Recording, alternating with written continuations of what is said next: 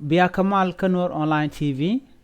Kajan Guasame man Balarie Jano mi Jerami Jadid Kiram Paiben Kajan channel Eme Gorejin be subscribe Kemi a Jerami Jadid ba Gorejin B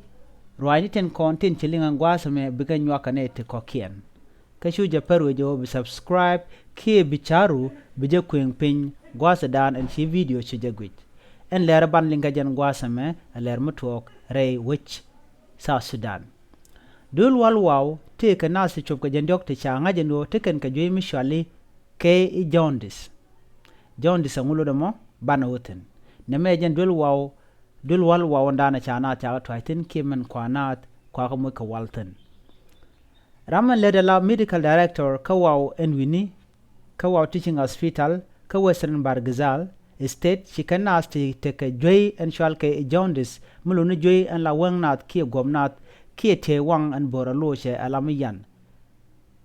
chikan ga gwarpin munyus no teran ka juey chwan and juey chale Jaundice ki liver disease munyus no dio ka jeno and juey mo dong dere we ididere which ka Bargazal chala da Dr. Michelle Nixon Anthony and no enema gor ka jeno bana dial baka ngach ka chine gwana chine ka tukne tin konte che kep ka kor jong dang jok tin chwa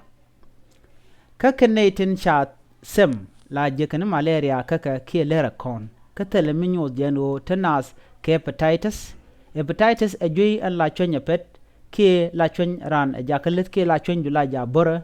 ka rek ki jui mi chet kaname shajalat cleaning ni human hospital ba anotaten a loje ka jakane de kon la odul walaken antama sharim to chop ko wal bakel sample yan ka juba ko ba ka wotam agwa mite karamte ke yellow fever a joy mi jagran ko burok de ki chwen de jak kemi chirok ki chwen ran jak be jukulo mo ke jan joy chal ke Jaundice one miluno ba wanku te dien rid alamayan shumano gobduba chalare no kwai kamende joy and chal ke Jaundice nung dio ke ja dong de ra yellow fever ki dong dera hepatitis BKC and joy mo a joy mi chale Jaundice muluno a joy mi read wang nat a lat torch bawang a joy mi read wang nat a la goben bornan ke tem born tere wangran beje luch alamat yan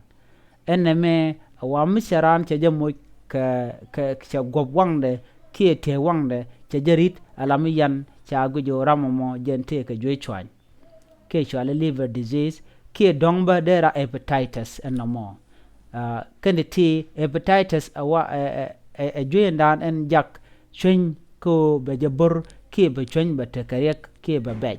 en joyemo a joyemi chala tetin chane ri choko jandang joko tama chaga garpin mulunu ge ke dong de do de ro de rep dungno cha nedin content chatam cha pankien ki sample remdien ki en mo de katam ga jama chana ga juba ko ba ko ngajo enjoy me joy shale Jaundice mi me de wo ka mere barode ki me de roda kap chong ba ja ko ngajin wine mi jiram jidit ka ken ranti ken kam link ka jan gwas me ko chigilin ka changan yam gorejin be subscribe ki be share kan de ko ken ki be nyoga ne ko ken be ataka mal bye bye